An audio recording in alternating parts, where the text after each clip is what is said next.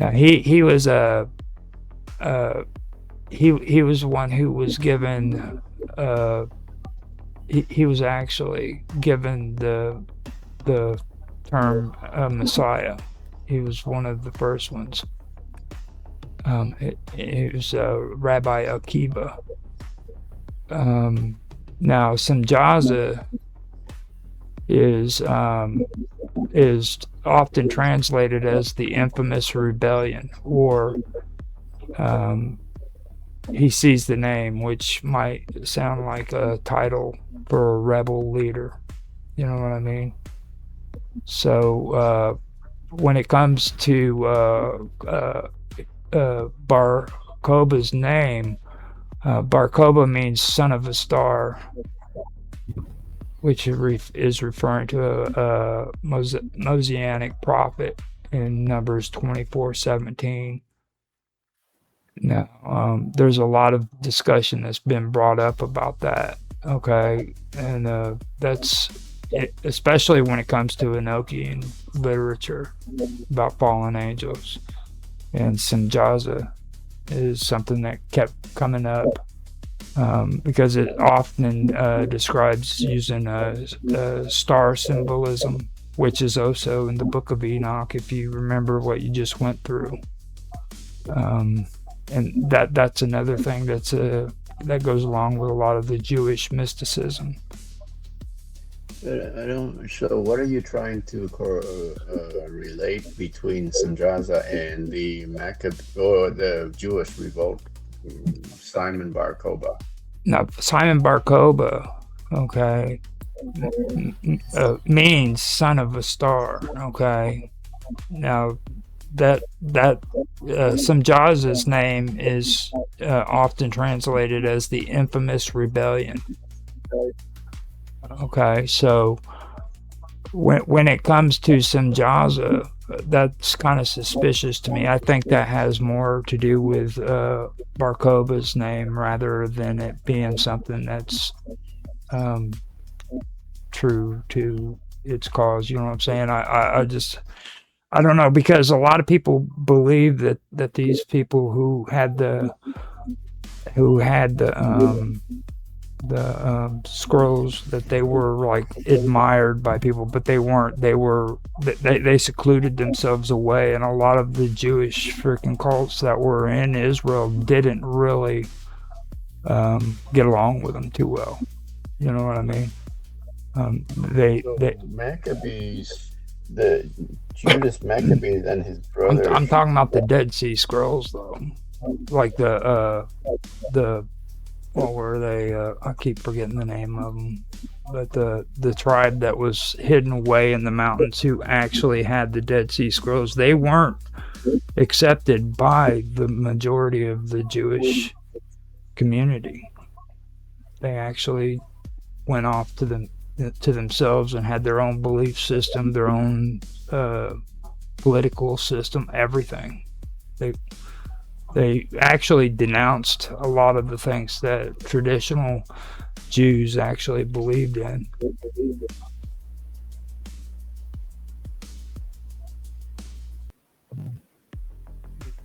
And Bar Something keeps Kokhba. lowering my microphone volume. I don't know. It's maybe Simzaza is doing. It could be. Now, Did you notice my voice getting lower and lower? your voice right now is actually doing pretty good. It's Yeah, just because I just put it back up.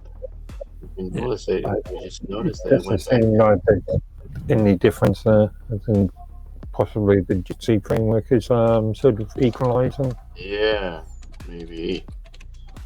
Well, how do I turn that off? I don't want it.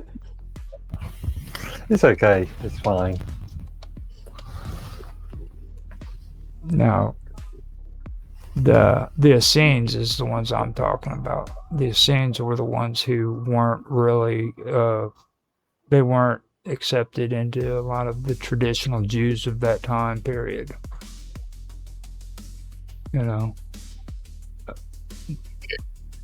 Uh, Back to the Book of Enoch, man. Um, so we were just talking about the fallen angels. This is the revolt that or of the angels that led to the flood. 16:11. Apparently, it's mentioned. Chapter 12 to 16. So Enoch died early in the book, or he taken to heaven, where he intercedes for the watchers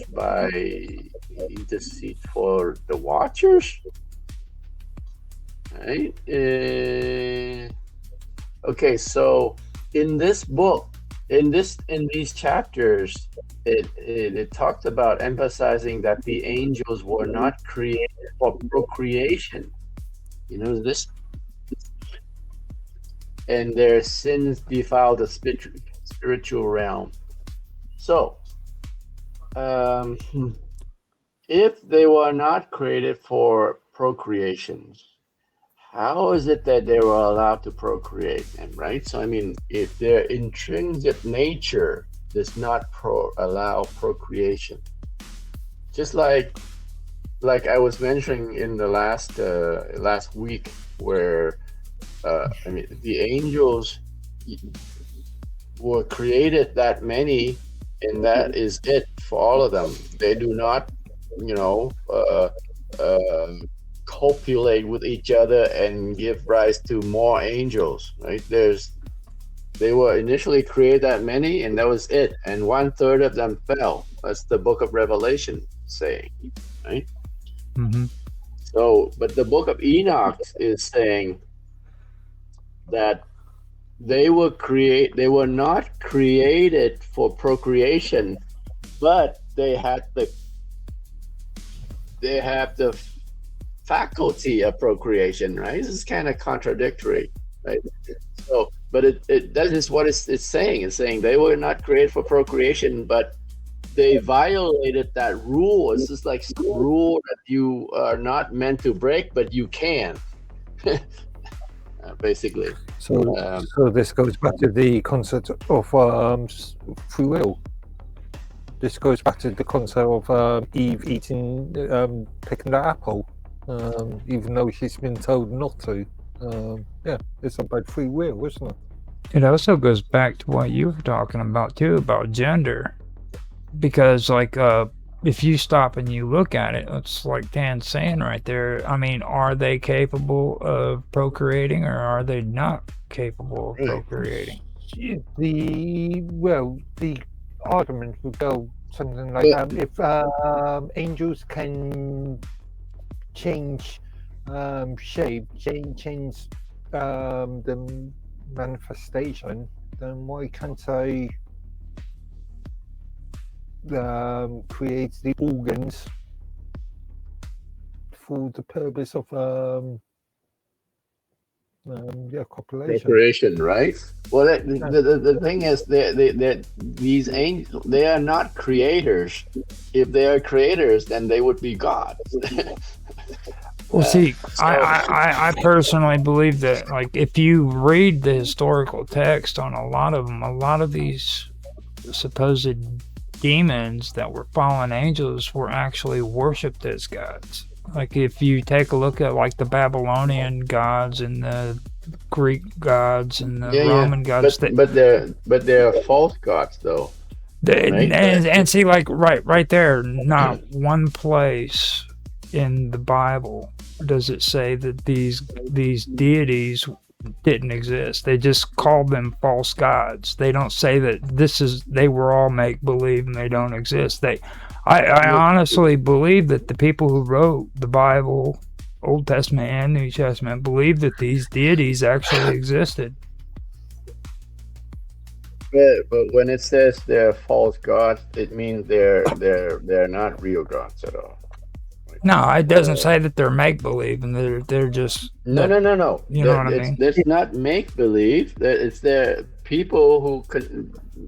Yeah, they're so powerful. They consider themselves God. Were there not? Yeah, It's just like the it Greeks. doesn't say that. They honestly don't say that. Like they don't deny the fact that these other deities were there. They just say that the Jewish/Christian God was the one true God. I've never seen any place in any of the texts where it says that these are make-believe gods that were invented by human beings. There's nothing in these texts that say that. But you just said that the God of the Jews is the one true God. That's Doesn't the way that they mean all the believe. other ones are false gods? There's a difference between making gods up and being false gods, though. You know what I mean? Well, what's the difference?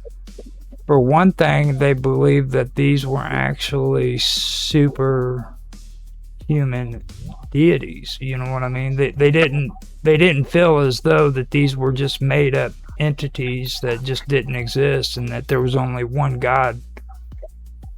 Nobody is saying that they're made up entities. I'm saying that these people are may be very powerful, that they think themselves as God. I don't think that they believe they were people.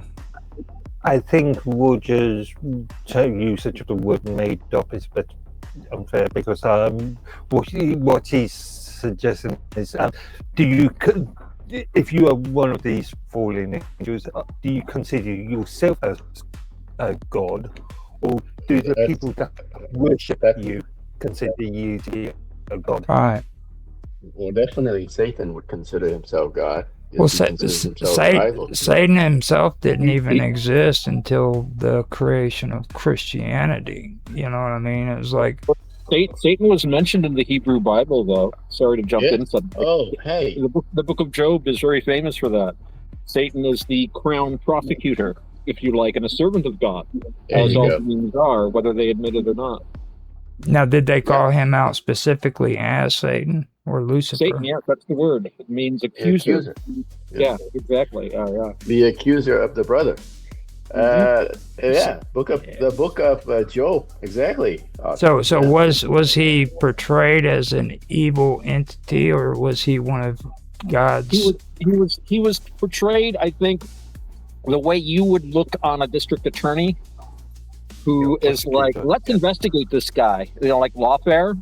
Mm-hmm. You know, if you read the book of Job, God was very, as I recall, and Penn can correct me. My biblical knowledge isn't what it might be, but as I recall, Job was an upright man, beloved of God, and Satan's like, he's not so great. Take some of his stuff away, see what he does. It's basically like an entrapment thing. Mm-hmm. Satan was trying to get him to curse God, and then like, oh, see, I was right. You know, put him in jail. You know, put him in hell, whatever. So it was almost like a kind of an entrapment thing, like they do today sometimes, I think. So yeah, but Satan, I don't think he was evil as such. He was obviously a servant of God. He was in the presence of God, but his role is not one that we as humans like very much. Yeah. You know, because we're constantly tempted with things. You know, in Buddhism, it's defilements. You know, these things that take us away from virtue, and I think that was Satan's job. Yeah. And at least in that book, that's what I got from it. Tan might have, I'm sure, a more nuanced look at it. Actually, when you said that, you brought up a good that actually fits in perfectly, because that's what me and Tan were kind of going over a little bit on that, because like Satan, first of all, he wasn't portrayed as being evil until freaking Christianity, when it said that he turned against God and revolted against him, and then he felt he was actually the most beautifulest of God's angels. You know, in Islam, there's an interesting tradition, and of course Islam took a lot from Christian and Jewish traditions, many of which aren't with us anymore, I think.